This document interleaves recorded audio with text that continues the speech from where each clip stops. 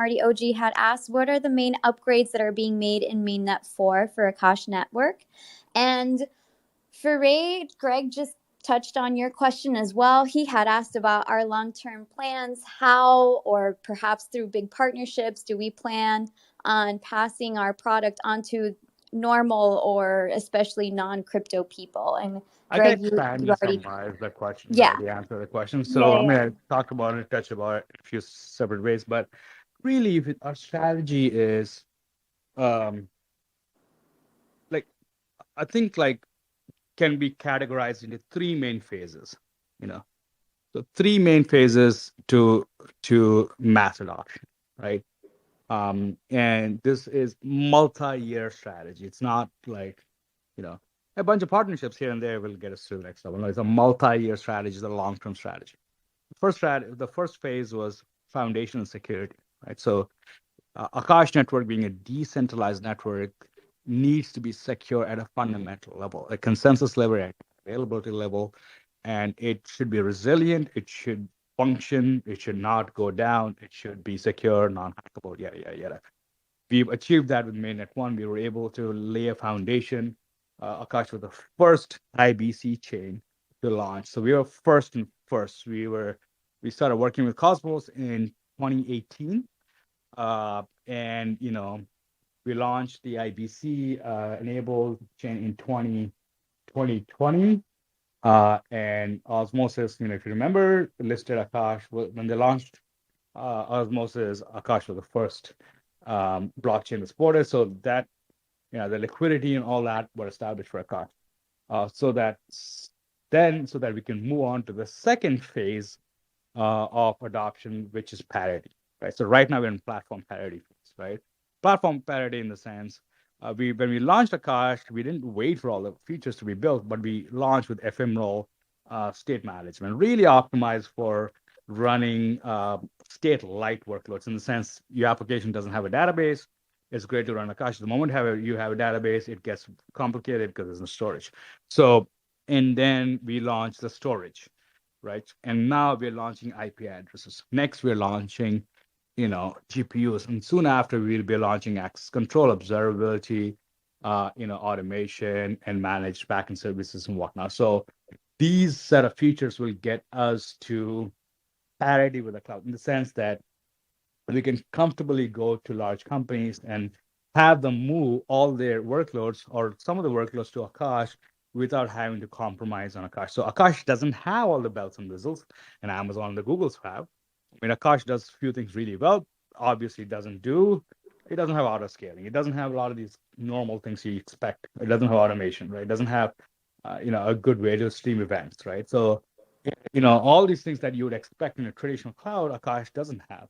And that's okay. We're not going to wait for all these features to be built to be able to get users and ship product, or else we'll never ship product. So, and it's such a complex, complicated machine to build a cloud from scratch. You just can't expect to have everything on day one to launch, right? So once we get to parity, the goal is to support all the things the cloud supports and much more. So much more in the sense like an open GPU marketplace, an open IP address marketplace, an open access protocol, right? So overall, and then we get into um, this thing called superiority. So by the time you're done with parity, you can expect at least 1,000 different providers, all having, that means 1,000 different regions. Akash will be the most distributed cloud in the world, and that's fully open, fully permissionless, and fully self-sovereign with all the capabilities that you would need in a traditional cloud, right? So that gets into uh, possibilities like innovation beyond our imagination. Like things, what can you do with thousands of regions across the world? You can do low-level latency, for example. You can do like gaming, cloud gaming, right? You could do a lot of the things that you couldn't do right now with Akash, right? So that's at a high level. So as we keep like delivering these plans, we start targeting workloads. The first obvious, a set of market target has been Cosmos because we are local. This is our ecosystem. This is our people don't need to change a lot of the behavior to use Akash, right? So you have a capital wallet, you should be able to use Akash, right? So we're delivering um, a first product that actually uses Kepler wallet for the web to be able to deploy workloads over Cloud Console. We have CloudMos and all that, doing a great job there. So that opens up, obviously, Cosmos. You can do other non-Cosmos stuff, but not in a great way. Now we have IP addresses and persistent storage. That allows us to do nodes like Ethereum nodes and unlock the Ethereum and Solana ecosystem, even Urbit, right? So now we get into a larger Web3, right? So far, I believe like about 25% of Cosmos uses Akash in one form or the other. And as we get into the second phase, we'll see similar patterns in Web3, right? So the next few months, maybe in a year out, we're going to be hyper focused on going beyond Cosmos and going into the broader Web3 ecosystem. After that, with GPU unlock, with GPU enablement, we'll unlock machine learning. Now we get into territory of this massive underserved market that's struggling. I talk to people from big cloud providers to small ones to everybody, and no, everybody is struggling to get GPUs, right? GPUs are still 5x 5x price from their market, right? So it's still very hard to get GPUs. And Akash is the only way that can tap into unused GPU capacity for GPUs in the sense general purpose.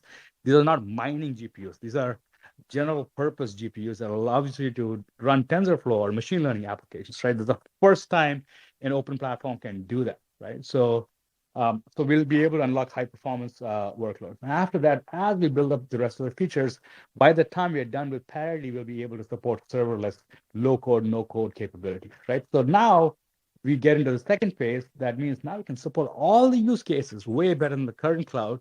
And now what you can do is superiority, right? So if you had to like put Akash in a larger place, Akash is the idea of a super cloud. A super cloud is a coined term by Cornell University in 2016 that essentially talks about, look, cloud, and this has been our thesis for a long time. We wrote our papers and whatnot. I mean, we talked about super cloud in our 2020 white paper. The idea is as cloud gets, as users start, from the cloud, start scaling, it becomes like very prohibitive, right? So that's why companies like Hey.com and all these like, Dropbox and all these talk about like how cloud is not the ideal way to like infrastructure at a certain scale. They tend to move to their own data centers. But with data centers, you don't get you get the scalable, you don't get the flexibility to scale, right? Putting a new box in a data center takes you forever. It takes you like a month or 2 month activity, right? So data centers are great to get sovereignty, but they're not good to scale, right? So that's why Akash, the idea of a super cloud came about, where you can have a heterogeneous resource set and give a homogeneous layer that addresses all the functionality of the cloud, from deployment, scheduling, to fault tolerance, to observability, to automation, and all the good things that you need to a cloud at a much higher level of abstraction. Gives you a homogeneous way to do that in a heterogeneous resource set. That's what a super cloud is. Akash is the first commercial implementation of a super cloud, right? So this is essentially the cloud evolved. How you think about cloud in a modern sense is not how you think about cloud in the Web 2 sense. You got to rethink these things. And Akash has taken a very innovative approach and essentially implemented the first super cloud. So that's how we take on the mainstream, and say it's a multi-year, multi-pronged strategy, if you understand.